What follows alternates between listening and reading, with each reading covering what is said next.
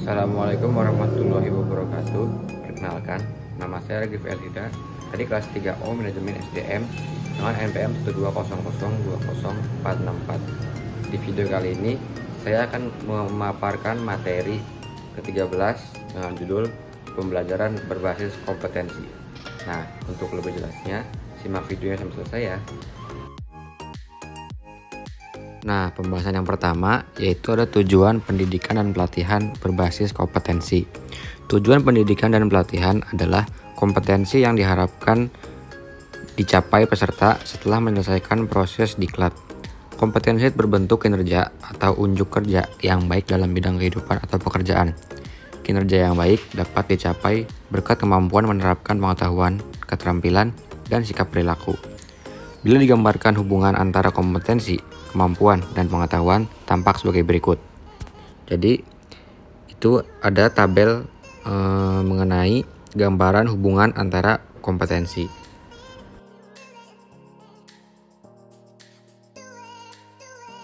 Nah, di slide selanjutnya yaitu ada kurikulum berbasis kompetensi. Kurikulum berbasis kompetensi adalah kurikulum yang ditunjukkan untuk menciptakan tamatan yang berkompeten dan cerdas dalam membangun identitas budaya dan bangsanya. Yang kedua, ada kompetensi yang dikembangkan. Kompetensi yang dikembangkan berupa keterampilan dan keahlian bertahan hidup dalam perubahan, pertentangan, ketidakmenentuan, ketidakpastian, dan kerumitan dalam kehidupan. Selanjutnya ada desain dan pengembangan sistem. Desain dan pengembangan sistem pembelajaran dengan seluruh komponen di dalam harus difokuskan pada tujuan pembelajaran yang berisi kompetensi. Pembelajaran berbasis kompetensi tidak hanya difokuskan pada pencapaian peserta diklat, tetapi juga pada pencapaian pengajarnya itu sendiri. Pembahasan selanjutnya yaitu kompetensi awal dan karakteristik awal peserta didik. Di pihak pertama adalah pihak yang paling berkepentingan dalam hasil pembelajaran di masa depan. Mereka adalah pihak yang perlu dibantu penyelenggara diklat untuk membangun cita-citanya atau peserta didiknya. Pihak kedua yaitu adalah penyelenggara diklat, di dalamnya termasuk pengajar dan pengelola satuan pendidikan. Di pihak ketiga yaitu pengguna lulusan, mereka adalah yang berkepentingan untuk mendapatkan lulusan sesuai kebutuhan lapangan kerja. Nah, berikut ada perbandingan antara kemampuan dan kompetensi.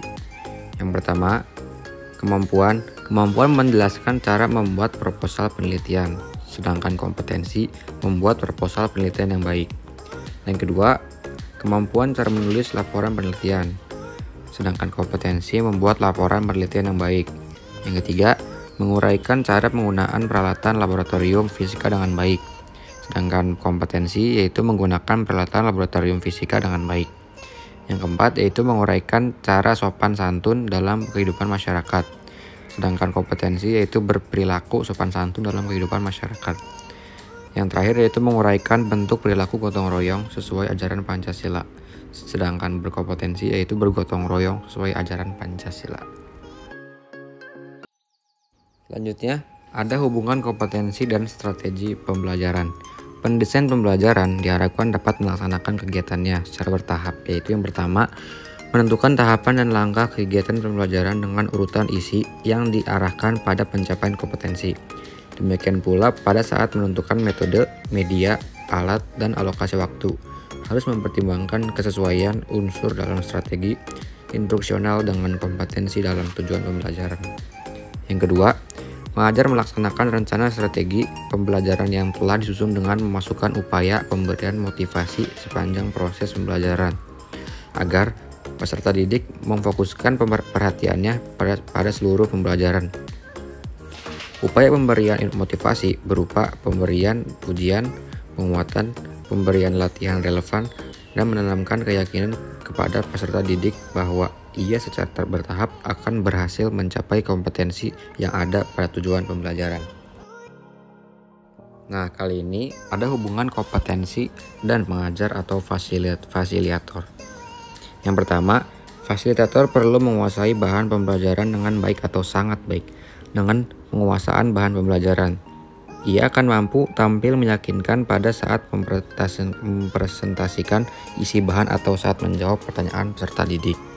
Yang kedua, Fasilitator perlu terampil merancang dan melaksanakan strategi pembelajaran, meliputi tahapan pembelajaran runtut saat menyajikan isi pembelajaran menggunakan berbagai metode, media, dan alat, mengelola waktu secara efisien, motivasi, penguatan, dan penghargaan sepanjang proses pembelajaran. Yang ketiga, fasilitator perlu mampu menggunakan sumber belajar yang tersedia di perpustakaan, peralatan laboratorium, ruang pembelajaran, dan mampu menciptakan sendiri sumber pembelajaran lain jika sumber belajar ideal tidak tersedia. Yang keempat, fasilitator mampu merancang dan menggunakan alat pengukuran yang baik sesuai kompetensi dalam tujuan pembelajaran. Alat pengukuran yang baik dilihat dari fasilitas, reliabilitas, dan praktivisan penggunaannya. Yang terakhir yaitu fasilitator mampu memperoleh dukungan tenaga kependidikan dan pengelola satuan pendidikan di tempat kerja. Dukungan tenaga berkependidikan berupa penyediaan ruang pembelajaran dan peralatan yang tersedia. Dan pimpinan satuan pendidikan mendapat keleluasaan berkreasi dan berinovasi dalam melaksanakan pembelajaran. Nah, mungkin cukup sekian materi yang bisa saya sampaikan.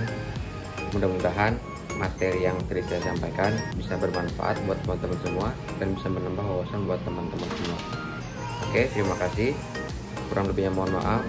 Terima kasih buat teman-teman yang sudah menonton video ini sampai selesai. Wassalamualaikum warahmatullahi wabarakatuh.